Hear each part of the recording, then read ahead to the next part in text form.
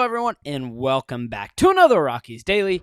I'm your host, Scott Ayers, where we're talking all things Colorado Rockies. Folks, I'm back home and just in time because baseball starts this week. And the Rockies kick off their season this Friday, taking on the Marlins, and they've made some roster decisions. Warren Schaefer and company have announced the positional players that are going to be on the roster to start this year.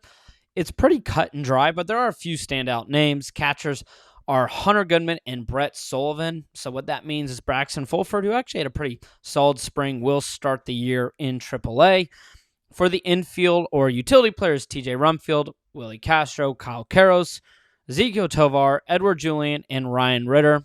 Ryan Ritter, obviously being a big name here, as well as Rumfield. Ritter had a great spring, as did Rumfield. And I think Rumfield played himself into a chance at starting at first base for the Rockies. That hasn't been announced yet, but I really, really like the idea of these two guys both making the roster. Ryan Ritter has also shown that he can play in both the infield and the outfield, so he falls into that utility category. And speaking of outfield, Jake McCarthy, Brenton Doyle, Jordan Beck, and Mickey Moniak are the guys who will be in the outfield. You'll have Ritter. Moniak will most likely DH, but he obviously can play in the outfield as well. We mentioned Ritter. We mentioned Rumfield. Edward Julian's obviously one of those names on here. I know the Rockies traded for him. They're going to give him an opportunity to play. He's going to have to really prove something, though, in those first few weeks of the season because his track record just did not hold up the last 2 years. He struggled at times in the spring. He struggled in the World Baseball Classic. But he finds himself on a Rockies roster that needs just veteran players. And that's kind of what he is. So he gets the nod. And so it is going to be interesting to see, though, how some of these guys shake out and what some of the decisions will be made in terms of who gets the nod on opening day, who's going to be starting. I'd really like to see Rumfield at first, Castro at second. One of the big names that I haven't talked about yet is Kyle Karros. He well deserved for him to actually find himself on this roster and earning a starting spot. He'll start at third or should. Tovar at short. And then in the outfield, it'll be McCarthy, Doyle, and Beck. And then you've got Moniak as the DH, Hunter Goodman playing catcher. So if it's a perfect world, that's who I have kind of as that opening day lineup. I obviously didn't go 1 through 9, but that's the names that I would like to see infield and outfield. And so no real crazy moves. I've just been on the train where I'm not an Edward Julian believer. And until he shows me a lot, I'm just not going to believe. And so there's just guys in AAA we think of, and these are more outfielders and a few infielders. You just think of Condon, though, and Veen, two different names that are obviously going to be chomping at the bit for an opportunity to play at the major league level. Nicky Lopez is being designated for assignment, and then Parker Mashinki, he is becoming a free agent. He's kind of interesting. Because they brought him in as another potential lefty. He's not going to make the team, so Brennan Bernardino is going to be the only lefty in the bullpen to start the year. So you would like to see the Rockies maybe add another arm there. And we'll get into some of the pitching in the next segment. But for Mashinki, in 8 2/3 inning, he did have 12 strikeouts, but he did give up 10 earned runs. He was not good enough in the spring to earn a roster spot. So those are some of the moves made, some of the decisions made. We'll try to break this down, too, a little bit more in the week before opening day. But obviously, important to see some of the guys, and most of these names are ones that we expected, but it is good to know that they are rewarding some of these younger players who had success, like Karros, Rumfield, and Ryan Ritter. So good stuff from them. And then we get into the Rockies announcing that Ryan Feldner is going to be that fifth and final starter for the Colorado Rockies. They are going to have Chase Dollander and Senzatella coming out of the bullpen. So they do want Dollander to be at the major league level. One of the big things that Thomas Harding reported is they just liked that Feltner has had success at the major league level. End of 2024, he was actually pretty solid. 2025, though, dealt with injuries, only had 6 starts, and struggled. He then, in the spring, struggled once again, but Dollander did as well. And so, ultimately, you lean into having just vets kind of start throughout for this starting rotation.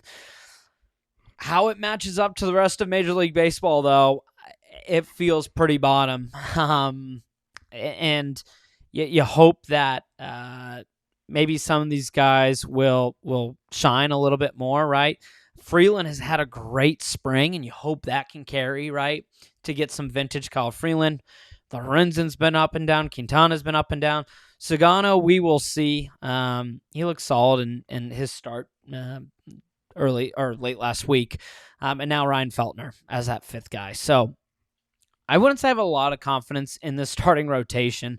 And Warren Schaefer said he really does believe Chase Dollander is a guy that they see as kind of the guy down the road, but just not yet.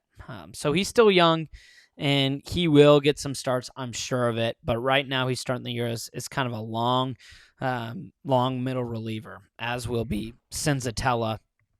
And so, look, I was campaigning for Chase Dollander. Surprisingly, Warren Schaefer does not watch Rockies daily, or else he would have known that Tanner Gordon and Chase Dollander were my guys. But I do like the idea that Gordon is going to get plenty of starts at AAA and will have an opportunity to get called up, I'm sure, at some point. And Dollander will be pitching at the big league level. They did also mention that they like the idea of Ryan Feltner. He can get ahead of the counts, and whereas Dollander can fall behind, and that's a big deal to Alan Leichman and company. But overall, in terms of raw potential and talent, I still take Dollander over Feltner 10 times out of 10. But I get it. I get the decision-making. And if we want to make a positive spin on this, this also gives the Rockies an opportunity to build Ryan Feltner's value. So at the deadline, if they need to make a move, that is a potential name, right? If Feltner can have a strong start to the year, and that's impossible if he's not starting for the Colorado Rockies. And I know for some they would say, hey, if he's great, let's keep him on the roster, which that is also a possibility. But one of the big issues that the Rockies have always run into is getting assets in return and trading when guys are at the peak of their value. And I just think at the point of this Rockies rebuild, it's not a crazy idea if you get value out of a guy like Ryan Feltner to go and grab it. But at the moment, I don't think he gives you a ton of value in terms of a return.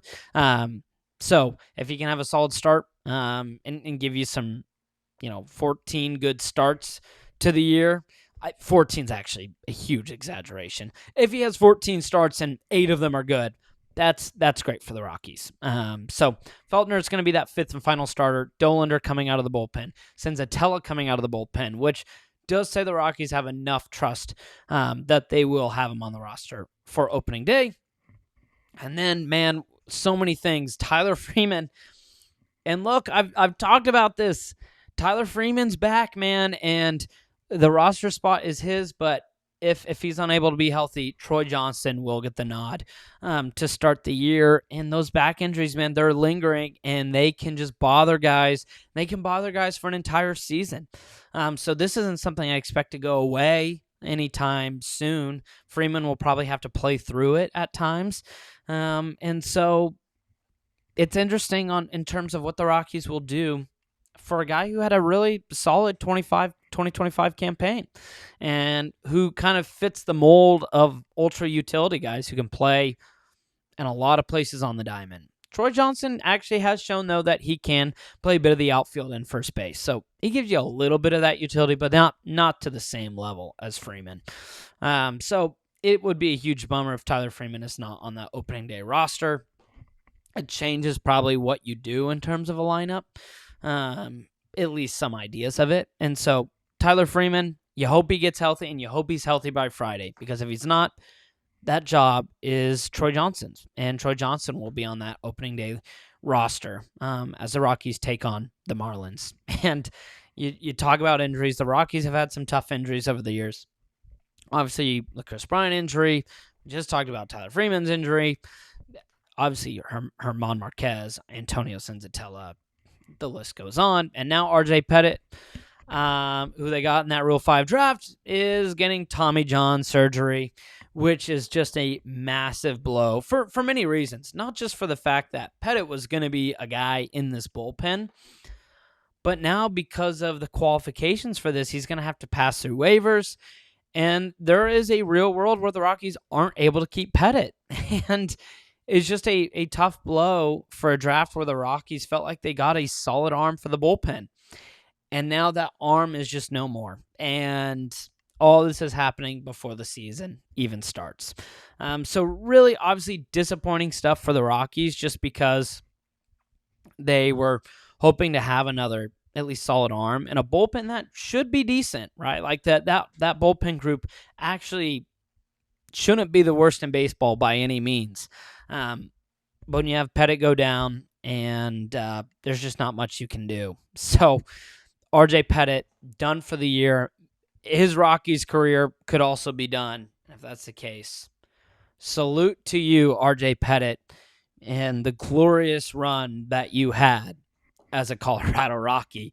But there's a chance he's still with the Rockies next year. It just depends on the waivers and all that. So with that, though, RJ Pettit's done. It'll be interesting to see who those opening day bullpen relievers will be in full and what the Rockies will do. I'm really, really excited to see the chess matches begin on Friday with Kyle Freeland on the mound taking on the Marlins.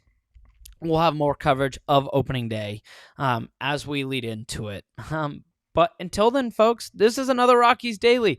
Thank you so much for watching. I hope you're having a wonderful March, a wonderful day, and I will see you tomorrow.